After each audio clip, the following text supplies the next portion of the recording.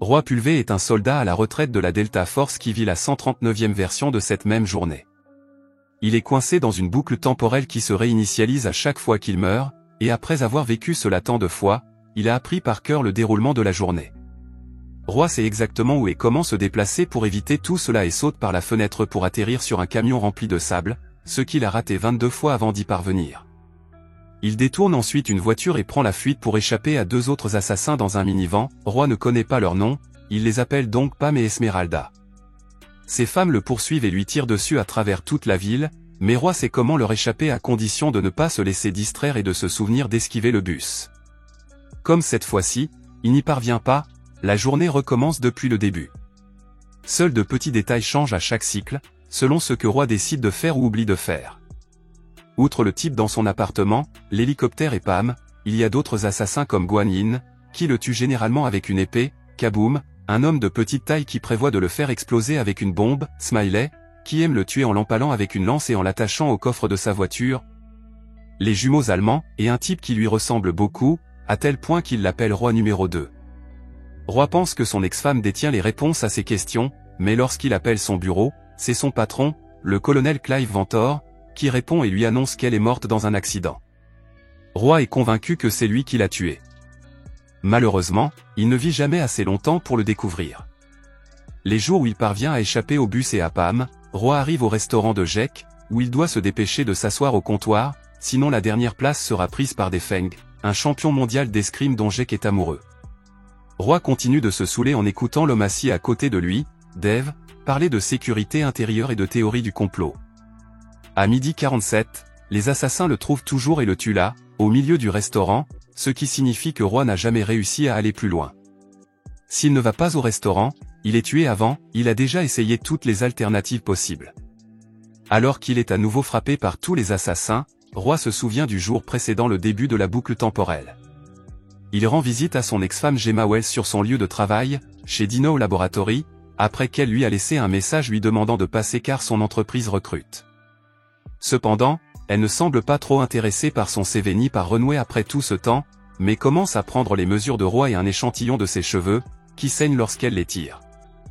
Alors que Ventor et son garde du corps Brett les observent à travers les caméras de sécurité, Roy demande à Gemma des informations sur cette étrange machine sur laquelle elle travaille, qui, selon elle, peut annuler tout le temps et l'espace et même détruire la planète si elle est mal utilisée. Roy aborde également la question de leur fils, qui ne sait pas qu'il est son père, mais pense seulement que Roy est un ami de la famille. Leur conversation est soudainement interrompue par Brett, qui rappelle à Gemma qu'il s'agit d'une zone réservée, mais Gemma répond qu'elle a un accord spécial avec Ventor. Avant que Roy ne quitte le bâtiment, Gemma lui dit qu'elle lui a envoyé un cadeau d'anniversaire qu'il est extrêmement important qu'il ouvre et qu'il doit se souvenir des Osiris. Pendant ce temps, Ventor n'apprécie pas que Roy ait vu et découvert des choses sur ses expériences, il ordonne donc à Brett de s'occuper de lui en engageant des personnes au hasard plutôt que des soldats entraînés, afin que personne ne puisse remonter jusqu'à eux. Il demande ensuite à Gemma de venir dans son bureau et la réprimande pour avoir enfreint les protocoles de sécurité en invitant Roy. À la tombée de la nuit, Roy se rend dans un bar et drague une femme nommée Alice, qui travaille comme hygiéniste dentaire. Elle n'est qu'une femme de plus dans une longue série de conquêtes, et le barman fait remarquer à Roy qu'il ne sera jamais heureux avec ses aventures d'un soir, car il ne cesse de penser à son ex-femme.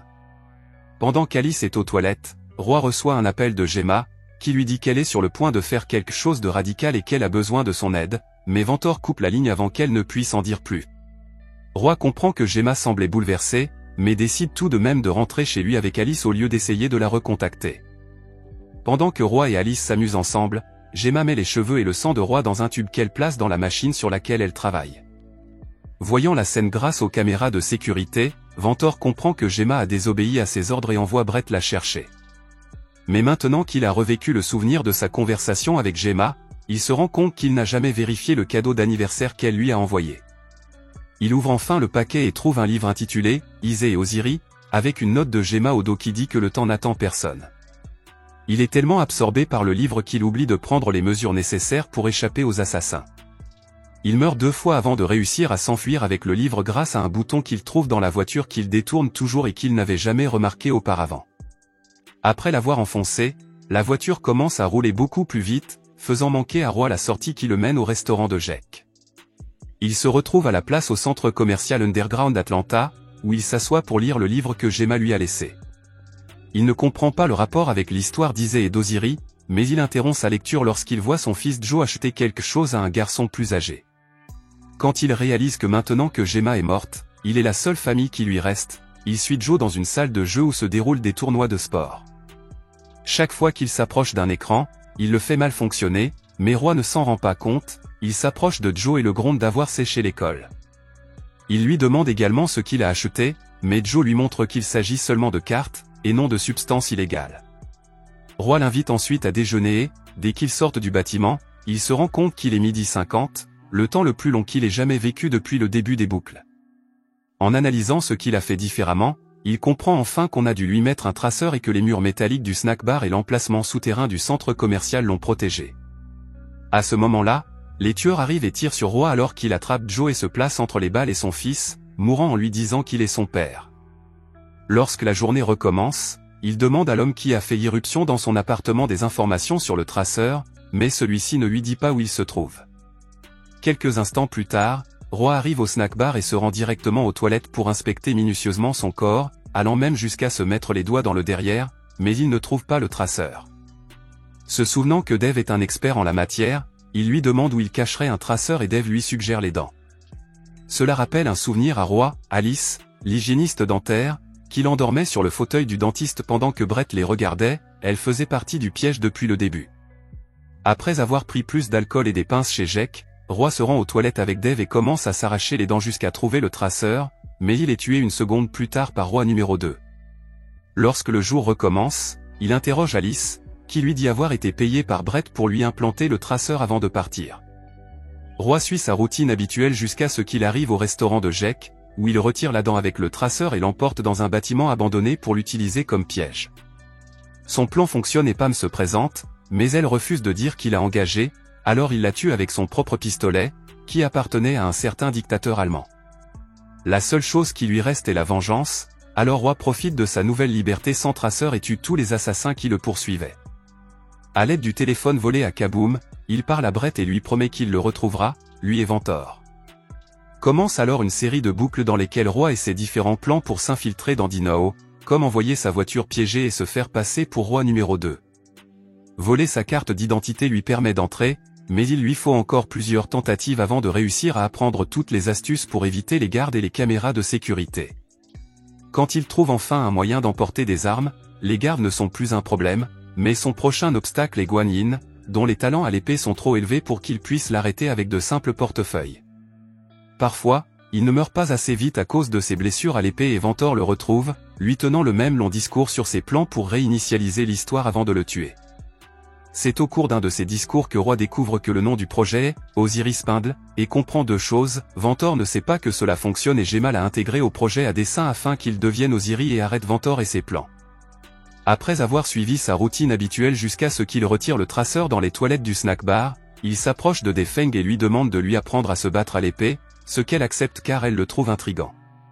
Il s'entraîne avec elle pendant plusieurs boucles jusqu'à ce qu'il soit assez bon pour la battre, et après l'avoir remercié pour ses leçons, il se faufile à nouveau dans le Dino.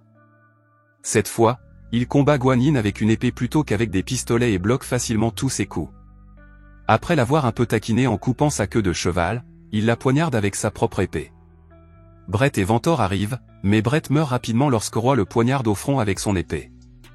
Lui et Ventor commencent à se battre et lorsque Ventor tente de saisir un pistolet, Roy récupère l'épée et cloue la main de Ventor au sol, expliquant que personne ne devrait jouer à Dieu et réécrire l'histoire, que le passé doit être laissé tel quel afin que nous puissions en tirer des leçons. Ventor pense que ce sont de grands mots pour un père absent et insinue que Joe pourrait être en danger, ce qui met Roy en colère. Après avoir tué Ventor, il retourne à sa voiture et se précipite vers le centre commercial, où il découvre qu'il est trop tard, son fils est mort, et cela s'est probablement déjà produit plusieurs fois au cours de toutes les boucles qu'il a traversées.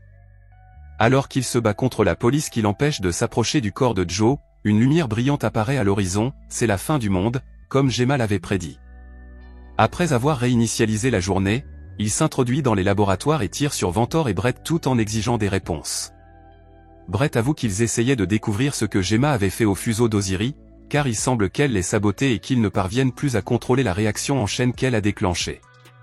En regardant les caméras de sécurité, Roy découvre l'heure exacte de la mort de Gemma, 14 minutes après son réveil. Après s'être tiré dessus pour recommencer la journée, Roy décide d'essayer de sauver Gemma, même s'il ne lui reste que 14 minutes pour le faire. Une fois arrivé, il prend le fusil mitrailleur du tueur et se faufile dans le bâtiment, l'utilisant pour tuer tous les assassins qui l'attendent devant la porte. Dans le tas de cadavres, il prend un pistolet et l'épée de Guan Yin et tire sur tous les gardes qu'il rencontre jusqu'à atteindre le laboratoire de Gemma, où elle a été attaquée par Brett. Gemma explique qu'il n'y a aucun moyen d'arrêter le spindle, seulement de le redémarrer. Elle a fait en sorte que la masse manquante à l'intérieur de la machine corresponde spécifiquement à l'ADN de Roy, donc s'il entre dans le spindle, le jour devrait se réinitialiser pour la dernière fois et le temps reviendrait à la normale, mais elle n'en est pas sûre à 100%, ce n'est qu'une théorie.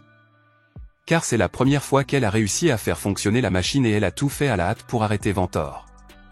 Si le temps reprend son cours et que Roy meurt, il partira pour toujours, mais elle pense avoir appris suffisamment d'informations pour sauver Gemma et Joe sans trop de difficultés. Ainsi, après avoir embrassé Gemma, Roy entre dans le spin de Osiris et attend que la machine l'utilise pour redémarrer la journée une dernière fois.